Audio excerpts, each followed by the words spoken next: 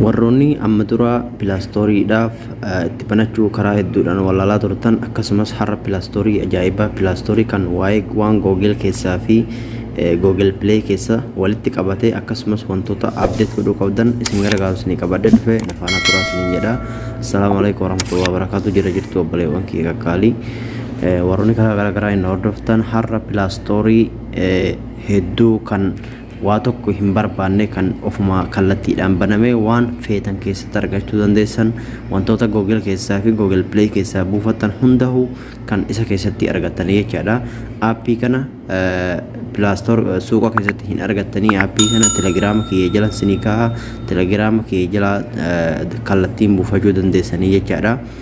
Aappii hedduu isin fayyadu jedheen qabadhee dhufe. Aappiin kuni wantoota hedduu of keessaa qaba. Wantoota waan barbaadan keessaa buufachuu dandeessanii wantoota update godhuu dandeessan keessaafuu akkasumas wantoota akka waan Google Play fi Plaastore keessaa argattan hedduu isin gargaara. Akkasumas wantoota aappiilee bilbila keessan keessa jiran wantoota karaa garaagaraatiin update sin gaafatan kun immoo karaa salphaadhaan update sinii baasa jechaadha.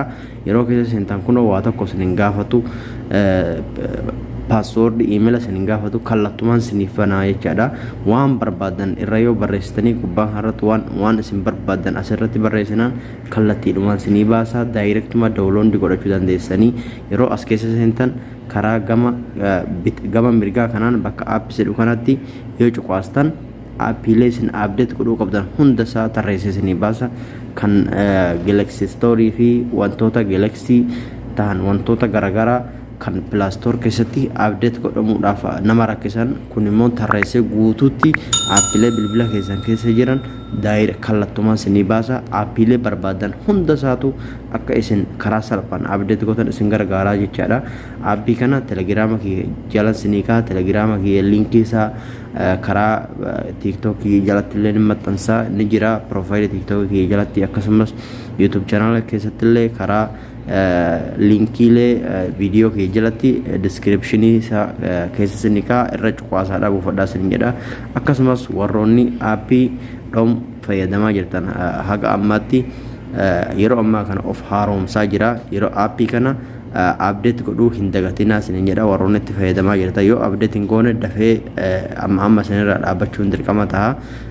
Update kan isin jedhu kunoo yeroo bakka tana tuqxanii asirra cuqaaftanii ergasii update of godhaa haalaan isinii dalagaa. Warroonni immoo akkana sa'aan yeroo sa'aan isaa dhumee isinii dalaguu dide sa'aatii akkamitti sa'aatii dheereffachuu dandeessan kan jedhu viidiyoo gabaabsee irratti isinii hojjedha. Asitti kunoo akkuma argaa jirtan kana viidiyoo bakka tanarra cuqaastanii asirra yeroo cuqaastan kooyinii tokko isinii kenna. Kooyii tokkoon sa'aatii 2 bitachuu dandeessanii whiskey, 3 acts. First, aging in white oak barrels. Second, a finish in port wine casks. The third, that's in your hands. Kuno amma coin tokko naa kan eraama fakkeenyaaf ana 26 qaba. 26 kaarratti 30 yeroon guuttadhe kuno ka asitti ka 30 kaarratti haga guyyaan afurii sa'aatii 96 bitachuun danda'a jechaadha. Akkasitti itti fayyadamaa isiniin jedha. Warroonni sa'aatiin sinjalaa dhumeefaa dafee sinjalaa dhaabatuuf jechaadha. Akkasumas update gochuun dagatinaadha. Amma fakka ajaa'iba dalaguu jira. Rabbiin irraa haa tursiisu jenna. Barnoonni kiyya har'a isinii qabadhee dhufe kanuma share waliin gochuudhaan warroonni waan kanatti haajaman jiraachuun mala waliin gahaa isiniin jedha. Akkasumas TikTok kiyyas follow gochuun dagatinaa. Galatooma.